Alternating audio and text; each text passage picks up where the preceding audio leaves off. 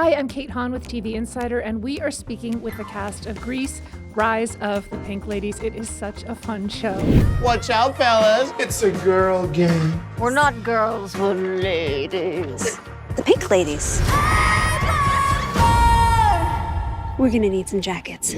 So one thing that this show really sets up is in 1954 in Rydell High School, the boys are treated a lot differently from the girls. So I'd love to hear from each of you on where we meet your character and then how creating the Pink Ladies changes her life. I would say Cynthia we find with the boys. Cynthia is, to me, sort of a love letter to all the girls who wanted to be T-Birds when they watched the show, myself included. And so we find her and her struggle with, being treated like a girl, being not feeling like she quite fits in with the boys and not quite fits in with the girls. And so we see her explore that throughout the the intersection of misogyny and as in the original Grease, and also the joy of expressing herself for sure. With Olivia, she's a little bit in a darker spot. The year before, it was a little bit hard for her at Rydell High. So she's like the tough, cool girl, but she uses that as a wall and to cover up her vulnerability because she's very slut-shamed at the beginning of the first couple episodes, and she doesn't know where she belongs. And after finding the Pink Lady, she really realizes that there is more to Rydell High than just being alone. Well, I love that this show gets into specific stories that we may not have seen before about characters from the 50s. And they end up being very positive ones. But each of your characters has something that maybe she's hiding or that is a little bit different about her. So could you talk about, your character being gay during that time period? Yeah, I mean, I've had a lot of people ask me, why is there, what is a lesbian doing in the 1950s? And it's queer people have existed for all of time. Yes. Yeah. There's nothing new about that. I think what's been so lovely about it is that in the 1950s, since there wasn't much language around describing yourself, especially for young people, you sort of would feel so isolated in that. And so finding other people and creating who you are as a human being and who you're attracted to, and experiencing that silently, but also in a rebellious way, and also in a way that queer people we find each other. It's even in my high school, every one of my friend group, every one of the people in my friend group have all come out in some way, and none of us knew that each other were gay. But I think that in the 1950s, I'm sure that was also the case. And so exploring that and being able to go back in time and have this representation that I didn't have as a young person on this television show, and also that I'm sure that Cynthia would not have had in the 1950s, I think is just a really wonderful full circle moment that I'm very proud of and very thankful for. Right, Cynthia would not have seen herself in pop culture at all. And it looks like she has a romance, too. I guess we'll see. I don't know if I can say. I do think that queer people will be very pleased that they're, the way that this character is given so much, kindness. And Cheyenne, Olivia has this different identity that makes her stand out. Can you talk about that and playing that for that time? Being a Latino woman during that time was a little bit difficult.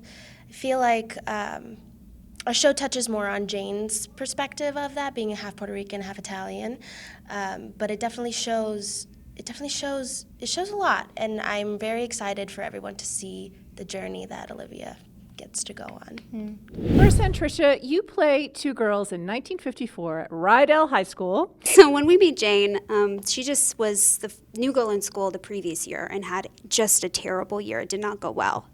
She ended up having a really fun summer, which gave her kind of an idea of maybe there's a little bit of hope for this new semester, going in with her head held high, very optimistic. She's very ambitious and an idealist, which honestly wasn't really welcomed in the 50s.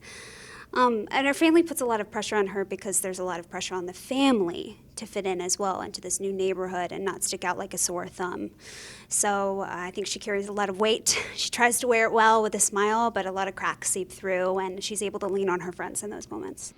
Right, and you two eventually become friends, But what is your character dealing with when we first meet her at Rydell? Her friend group is really changing when we first meet her. Oh, Nancy's friend group completely takes a 180. So when we meet Nancy, she is with her two best friends from childhood who have traditional 1950s ideals, and they're now getting boyfriends and are kind of ready to push Nancy out a little bit. So she is immediately dumped by her friends in the pilot and all alone.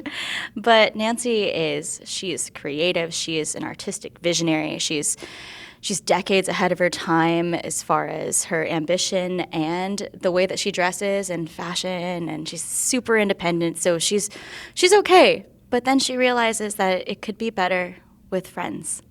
So she turns to the Pinks, and they accept her for who she is. And to speak on her family life, she's very supported by her parents, and they are trying to assimilate. And we talked to Annabelle, our showrunner, about this, and it turned out that her parents were actually kind of the popular kids when they were in high school. So it's kind of funny that they have raised this girl who is now an outcast. So Nancy's singular goal is to stand out, which is the opposite of what her family wants her to do. I wanted to ask about these dance sequences. Do either of you have a favorite? I mean, they are just, what Jamal did with those was just incredible. So, Oh, man. you have a favorite dance sequence? I have a lot of different favorite dance numbers for different reasons. The last number of episode 1 is my favorite because it was the first day on set ever. It was the first time that we stepped in front of a camera together, the first time we held hands together, and it was a really emotional, important moment. So that might be my favorite for that reason. And the finale might be my favorite for that exact same reason, because we just went on this journey together in the Grease world and in real life, and it meant a lot to reach the finish line. There's a moment, a very large production number that happens at the Frosty Palace that pays homage to the original Grease, and I think that one might be my favorite because you see so much of the ensemble, and you see, you could watch that a million times and see something new every single time, because I felt like I was doing that on set during rehearsal, and there's just so much going on, and you can see the characters and what dancing means to them, and you can see a little bit of their stories in it, and also I swing dance for fun, and there was a moment where I got to kind of throw a little bit of that in, and Jamal trusted me to choreograph a tiny little piece to throw in there, so I feel like there's a little bit of my heart and soul that's represented in that number as well. That's special. I like that one. Yeah. Well, there's a lot of our heart and soul in Grease because it's such a classic American film. So thank you so much for speaking with me about Rise of the Pink Ladies. Oh, of course. We're so excited. Thank you. Please watch. Please tune in. Put on the jacket. I'm Kate Hahn with TV Insider, and we have been speaking with the cast of Grease, Rise of the Pink Ladies.